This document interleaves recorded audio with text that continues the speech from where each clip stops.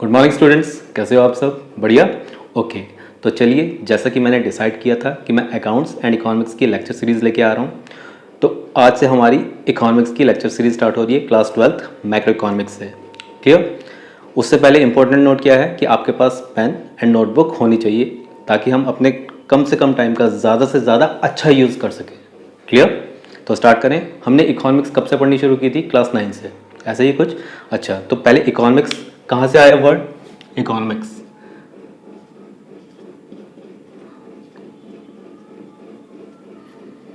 दो Greek words हैं हमारे पास, कौन कौन से? ओइकोस एंड नेमन। ओइकोस एंड नेमन, NEN। ओइकोस का क्या मतलब बनता है? Household, household, and नेमन का मैनेजमेंट।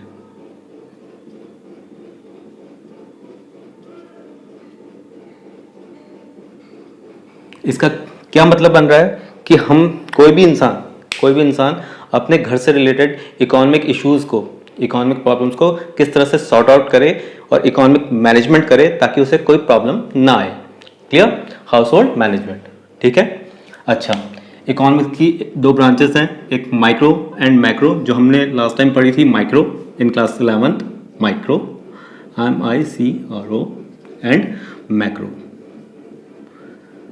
CRO। ये तो इंग्लिश के टर्म्स है ना, English.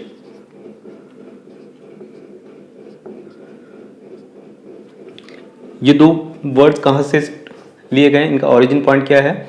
That is Greek terms है हमारे पास, Greek terms, MIKRO and MAKRO। इनका क्या मीनिंग बनता है? सिंपल मीनिंग इनका, simple meaning that is small and large. ठीक है।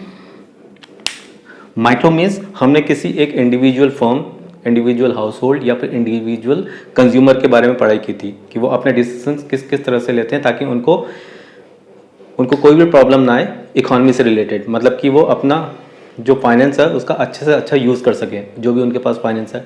ठीक है।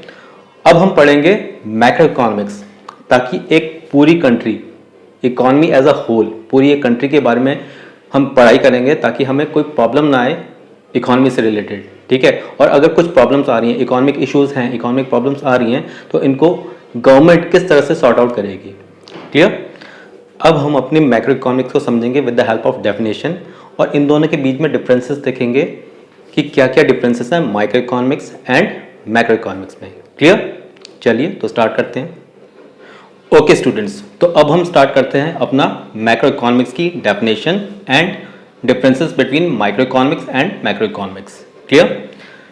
What is macroeconomics? It is the study of economic issues और economic problems at the level of economy as a whole. इसका क्या मतलब बनता है? लास्ट ईयर देखिए हम लोगों ने क्या पढ़ा था? Micro economics. माइक्रो इकोनॉमिक्स में हमने किसके बारे में पढ़ाई की थी? इंडिविजुअल फर्म या फिर इंडिविजुअल हाउस होल्ड के बारे में, कि वो अपने डिसीजन किस किस तरह से लेते हैं, है ना। उनको कोई प्रॉब्लम आएगी, क्या क्या प्रॉब्लम थी? Problem of choice, what to produce, how to produce and for whom to produce. ऐसे ही कुछ था। ओके। इस साल जो हम मैक्रो इकोनॉमिक्स में पढ़ेंगे दैट इज कि इकोनॉमी एज अ होल, हमारी जो पूरी कंट्री है उसमें क्या क्या प्रॉब्लम्स आ सकती हैं। तो किस किस तरह से प्रॉब्लम्स आ सकती हैं? जो इकोनॉमिक प्रॉब्लम्स हैं, जैसे पॉवर्टी हो गया, है ना, गरीबी है, means poverty is equals to गरीबी अगर हम हिंदी में बोले तो। सेकेंड थिंग इन्फ्लेशन, और क्या क्या हो सकता है? अनएम्प्लॉयमेंट। तो इन इश्यूज़ के बारे में हम पढ़ाई करेंगे, इनको सॉर्ट आउट कैसे किया जाएगा, गवर्नमेंट क्या क्या अपनी पॉलिसीज़ लेके आएंगी, वो हम पढ़ाई करेंगे इसमें। ओके। अच्छा, तो डिफरेंसेस क्या क्या हैं? Differences between microeconomics and macro economics. First point हम लोग पढ़ते हैं। It is the study of economic problem at the level of individual house hold, individual firm and individual consumer.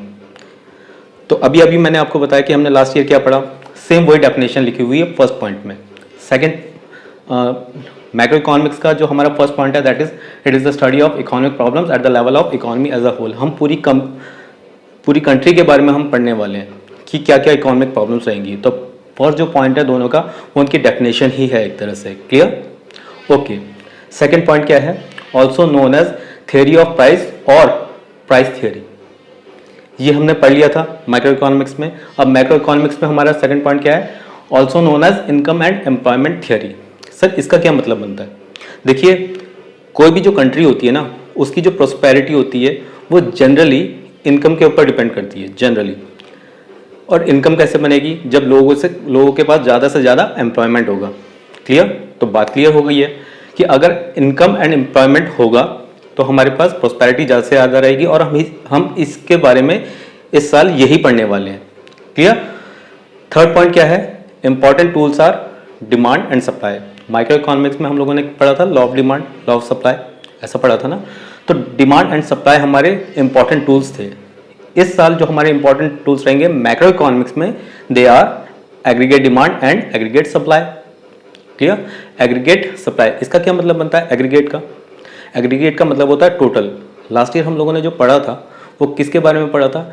कोई एक इंसान या फिर दो इंसान, ठीक है, एक फर्म, दो फर्म के बारे में। इस बार हम कंप्लीट टोटल इकोनॉमी के बारे में पढ़ाई करेंगे। क्लियर? ओके। इसके बाद है हमारा fourth point, demand and supply play important role for product pricing. ये भी हमने लास्ट ईयर पढ़ लिया था कि प्रोडक्ट प्राइसिंग, कोई भी प्रोडक्ट है उसका जो प्राइस है वो कैसे डिटरमाइन होता है with the help of demand and supply. Last year पढ़ा था। इस साल हम क्या पढ़ेंगे कि गवर्नमेंट अपनी पॉलिसीज क्या क्या लेके आती हैं। Government policies just like monetary and physical policies are important for the macro economic problems like unemployment, poverty and inflation. ठीक है, तो गवर्नमेंट अपनी क्या क्या पॉलिसीज लेके आएगी जिनकी वजह से हम पॉवर्टी को डिक्रीज करेंगे, कोशिश करेंगे ज़्यादा से ज़्यादा डिक्रीज हो जाए, अनएम्प्लॉयमेंट ज़्यादा से ज़्यादा डिक्रीज हो जाए, एम्प्लॉयमेंट मिले लोगों को।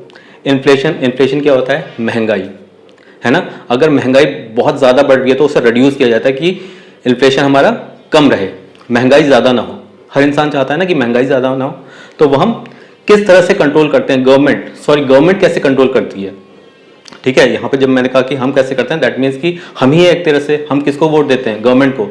तो गवर्नमेंट तो हमने ही बनाई है ना। तो गवर्नमेंट किस तरह से सारे इन प्रॉब्लम्स को सॉर्ट आउट करेगी with the help of physical policies and monetary policies. Clear? यहाँ तक बात क्लियर हुई? आई होप कि सारे पॉइंट्स क्लियर हैं। इसमें बहुत ज़्यादा हम टाइम नहीं देंगे क्योंकि ये सिर्फ एक इंट्रोडक्शन लेक्चर है। Clear? Okay.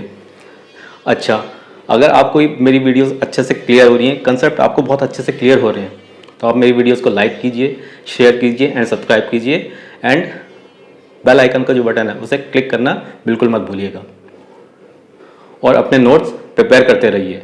Clear? Thank you very much.